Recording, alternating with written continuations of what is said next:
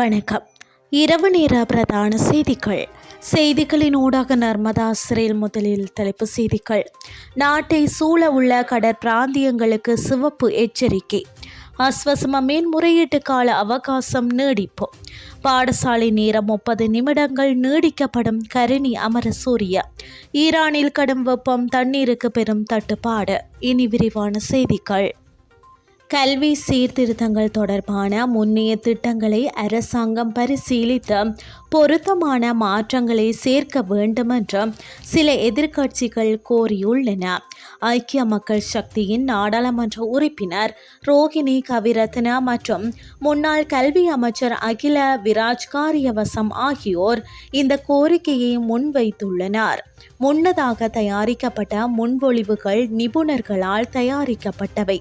எனவே கல்வி சீர்திருத்தங்களை தயாரிக்கும் போது அவற்றையும் கருத்தில் கொள்வது முக்கியம் என்று ரோஹிணி கவிரட்ன கோரியுள்ளார். இந்த நிலையில் அரசாங்கம் ஒரு வெள்ளை அறிக்கை வடிவில் கல்வி சீர்திருத்தங்களை கொண்டு வந்தால் அத்தகைய செயல்முறை மூலம் சீர்திருத்தங்களை பரந்த விவாதத்திற்கு உட்படுத்தப்படலாம் என்றும் அவர் குறிப்பிட்டுள்ளார்.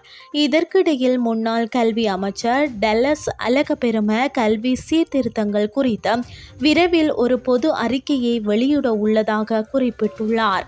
இதேவேளை புதிய கல்வி சீர்திருத்தங்களின் கீழ் பாடசாலை நேரம் 30 நிமிடங்கள் நீடிக்கப்படும் என்று கல்வி அமைச்சர் பிரதமர் கருணி அமரசூரிய தெரிவித்துள்ளார். இதன்படி ஒரு பாடத்தின் நேரம் 45 நிமிடங்களாக நீடிக்கப்பட்டுள்ளதாகவும் கூறியுள்ளார். பாடம் அல்லது தொகுதி அவசரமின்றி கற்பிக்கப்படுவதை உறுதி செய்வதற்காக இது செய்யப்படுகிறது என்று அவர் குறிப்பிட்டுள்ளார். மாணவர்களுக்கு கற்பிக்க ஆசிரியருக்கு போதுமான நேரம் இருக்க வேண்டும். அதே நேரத்தில் மாணவர்கள் அவசரமின்றி இந்த நடவடிக்கைகளில் பங்கேற்க நேரம் தேவை என்று அவர் விளக்கமளித்துள்ளார். இதேவேளை பாடசாலைகளை காலை 8 மணி முதல் மாலை 4 மணி வரை இயங்குவதற்கு ஆரம்பத்தில் முன்மொழியப்பட்டதாக குறிப்பிட்ட பிரதமர், இருப்பினும் நேரத்தை அரை மணி நேரம் மட்டுமே நீடிக்க முடிவு செய்யப்பட்டுள்ளதாக கூறியுள்ளார். போக்குவரத்து போன்ற பிற சிக்கல்களை கருத்தில் கொண்ட பின்னர் இந்த முடிவு எடுக்கப்பட்டதாக அவர் கூறியுள்ளார். கற்பிட்டியில் இருந்து மன்னார் ஊடாக காங்கேசன்துறை வரையிலும் கம்பாந்தோட்டையில் இருந்து பொத்துவில் வரையிலான கடற்பிராந்தியங்களுக்கு சிவப்பு எச்சரிக்கை விடுக்கப்பட்டுள்ளது. இந்த கடல் பகுதிகளில் காற்றின் வேகம் சில நேரங்களில் 60 தொடக்கம் 70 கிலோமீட்டர் வரை அதிகரிக்கக்கூடும் என்று வளிமண்டலவியல் திணைக்களம் எச்சரித்துள்ளது.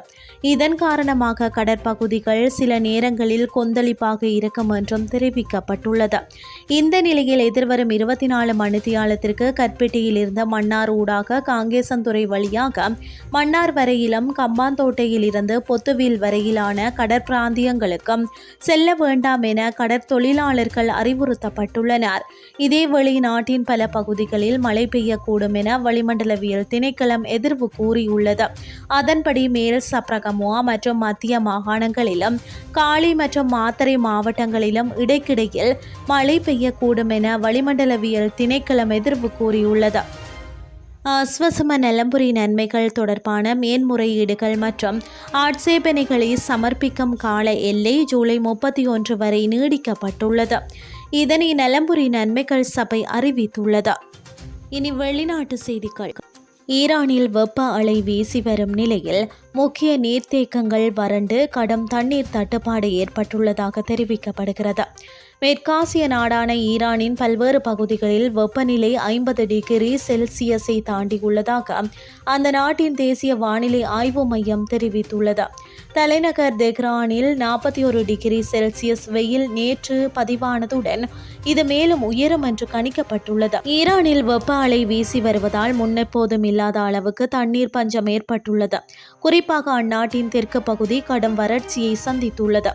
மேலும் தெஹ்ரானுக்கு நீர் வழங்கும் அணைகள் இந்த நூற்றாண்டிலேயே முதன்முறையாக வறண்டு காணப்படுகின்றன. இந்த நெருக்கடியை தணிக்கும் முயற்சியில் தலைநகரின் சில பகுதிகளில் தண்ணீர் விநியோகத்தை அந்த நாட்டு அரசாங்கம் குறைத்துள்ளது. மேலும் அங்கு 12 முதல் 18 மணி நேரம் வரை தண்ணீர் விநியோகம் தடை செய்யப்பட்டுள்ளது. இந்த நிலையில் ஈரான் முழுவதும் தண்ணீரை சேமிக்குமாறு மக்களுக்கு அதிகாரிகள் அறிவுறுத்தி வருகின்றனர். இதேவேளை தண்ணீர் பற்றாக்குறையை போக்க உதவும் வகையில் பயன்பாட்டை 20% வரை குறைக்கும்படி தெஹ்ரான் மாகாண நீர் முகாமைத்துவ ஆணையம் கேட்டுக்கொண்டுள்ளது. இத்துடன் செய்திகள் யாவும் நிறைவடைகின்றது. அடுத்த மணித்தியால செய்திகளை காலை 8:30க்கு எதிர்பாருங்கள். நன்றி.